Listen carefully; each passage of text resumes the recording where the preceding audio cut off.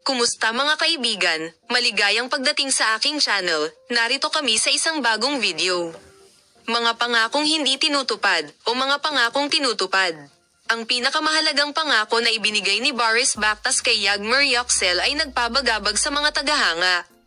Kaya, nakamit ba niya ito tulad ng inaasahan ng lahat? Sa wakas lumabas ang katotohanan. Kilala si Boris Bakhtas sa kanyang madamdaming pagmamahal at matapang na mga pangako, ngunit pagdating kay Yagmur Yoxel, nanumpa siya na iniisip ng lahat kung tutuperin niya ba talaga. Pangako, gagawin namin ang lahat para mapasaya siya sa bagong taon. Nag-aalinlangan ang mga fans, lalo na't magulo ang kanilang relasyon. Gayunpaman, pagkatapos ng sunod-sunod na nakakagulat na mga kaganapan, natupad niya ang kanyang pangako ng kapayapaan, nakuha ang tiwala ni Yagmur, at pinatunayan na siya ay tunay na nakatuon sa kanyang kaligayahan. Ito ba ang bagong simula ang kailangan ng kanilang relasyon o ito ba ay pansamantalang sigaw ng pag-asa?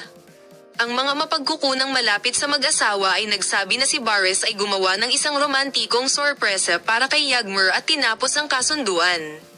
Kaya ang sitwasyong ito ay haantong sa pangmatagalang kaligayahan para sa mag-asawa.